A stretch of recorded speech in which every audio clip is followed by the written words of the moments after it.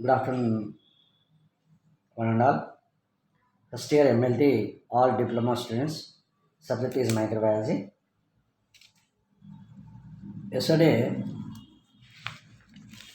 we have to discussing methods of sterilization. Then continuation with hot air oven process. Hot air oven is a very important instrument in the sterilization. Then most widely used method in nowadays. Maximum any laboratory is a holding period of 160 degrees centigrade for 1 hour. The next, the instrument is electrically operated and fitted with the fans ensuring adequate air circulation in the chamber. The chamber consists of circulation fans fitted in the operating electricity.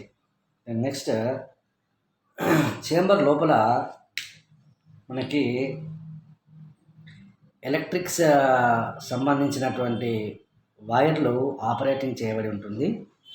దీని ద్వారా లోపల dry heat అనమాట, అంటే the killing of the protein denaturation, బ్యాక్టీరియాలో ఉన్నటువంటి ప్రోటీన్ని చంపడానికి మనకి ఈ ప్రోటీన్ డీనాచురేషన్ అనేది జరుగుతూ ఉంది. సో ఈ ప్రోటీన్ డీనాచురేషన్ వల్ల బ్యాక్టీరియా కిల్లింగ్ అనేది జరుగుతూ ఉంటుంది. Hot air oven is bad conductor of heat and its penetrating power is low. The oven is usually heated by electricity with the heating elements in the wall of the chamber. It must be fitted with the fan to ensure even distribution of the air elimination and air pads. లోపల గాలి ఉంటుంది. ఆ గాలిని వేడి చేసినప్పుడు గాలిలో ఉండేటటువంటి సూక్ష్మజీవులు వాటిలో ఉండే ప్రోటీన్, ఆ protein is a toxic material. ఈ టాక్సిక్ మెటీరియల్ ప్రోటీన్ డీనాచురేషన్ కాబడుతుంది అనమాట. అంటే denaturation means killing of the toxination. దానివల్ల ఆ బ్యాక్టీరియా చంపబడుతుంది.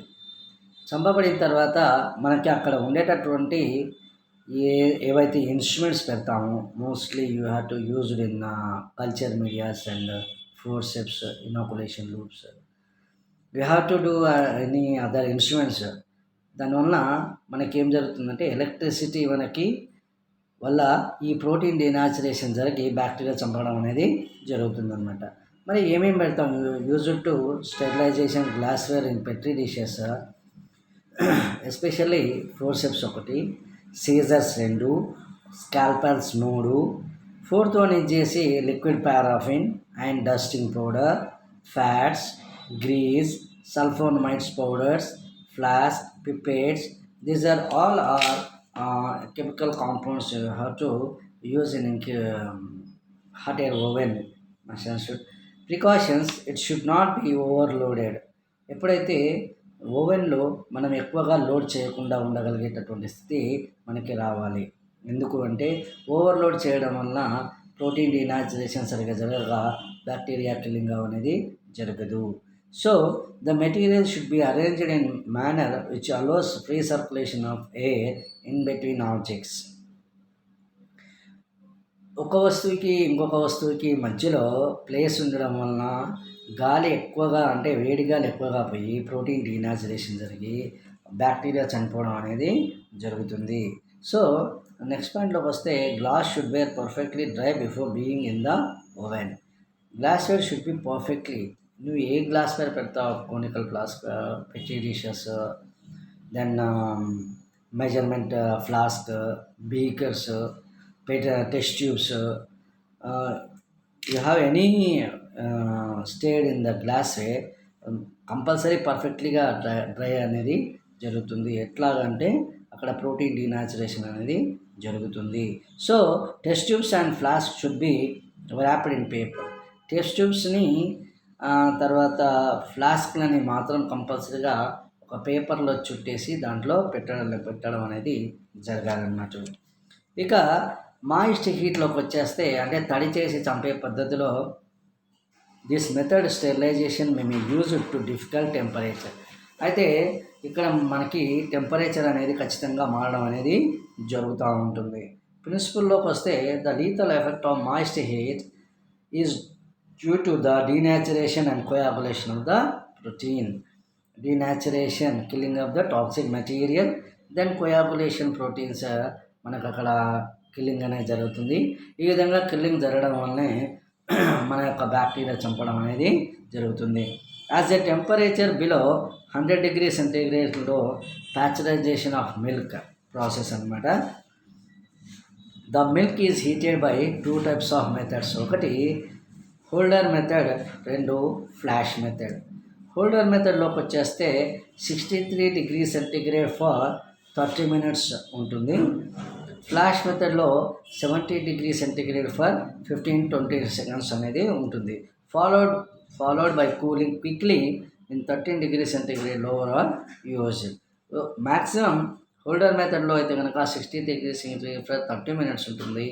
ఫ్లాష్ మీన్స్ హై టెంపరేచర్ని కొంచెం పెంచితే that is called a flash temperature. ఈ ఫ్లాష్ టెంపరేచర్లో మ్యాక్సిమం మనం 72 డిగ్రీ సెంటీగ్రేడ్కి వెళ్ళిపోతాం.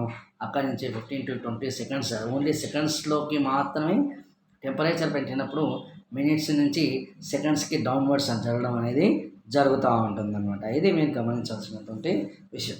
అయితే ఇక్కడ వచ్చేసి సేమ్ ప్రిన్సిపల్కి వచ్చేస్తే మనకేం జరుగుతూ ఉంటుందంటే ఖచ్చితంగా డిఫరెన్షియేషన్ ఆఫ్ ప్రిన్సిపల్స్లోకి వచ్చేస్తే అక్కడ ప్రోటీన్ డీనాచురేషన్ మాత్రమే జరుగుతుంది. ఇక్కడ protein denaturation with coagulation proteins అనేది కూడా జరుగుతూ ఉంటుంది. అది నేను గమనించాల్సినటువంటి సెకండ్ విషయం అన్నమాట. నెక్స్ట్, ఈ పాలను ప్యాచరీకరణ చేసినప్పుడు by this process all non sporing pathogens such as mycobacteria and brucella, salmonella, these are all non-sporing bacteria. Non-sporing, what is the difference between non-sporing and sporing bacteria? Sporing bacteria example is the Bacillus anthracis. So non sporing bacteria అంటే spores అనేవి అందులో కనిపిస్తాయి. Bacillus ఆంథ్రాసిస్లో మీకు spores కనిపిస్తాయి. Non sporing బ్యాక్టీరియాలో మీకు spores కనిపించడం అనేది జరగదు. ఎందుకు అంటే నాన్ స్పోరింగ్ బ్యాక్టీరియాలో మీకు ఎస్పెషల్లీ కేవలం ప్రోటీన్స్ మాత్రమే ఉంటాయి కాబట్టి మనకి అక్కడ ప్రోటీన్ టాక్సినేషన్ జరుగుతుంది, ప్రోటీన్ కోయాగులేషన్ ఉంటుంది, ప్రోటీన్ డీనాచురేషన్ ఉంటుంది.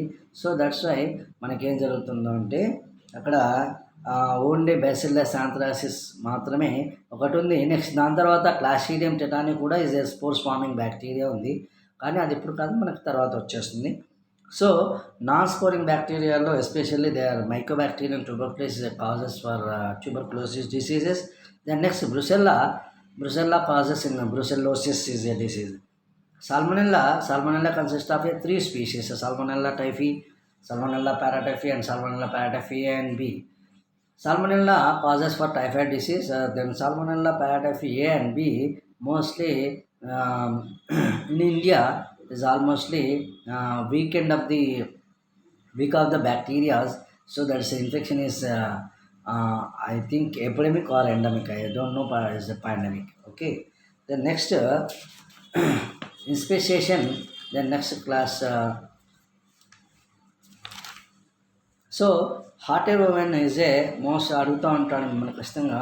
హాట్ ఎయిర్ ఓవెన్ యొక్క టెంపరేచర్ ఏంటి అని చెప్పేసి అడుగుతూ ఉంటాడు. Is the most important material and instrument.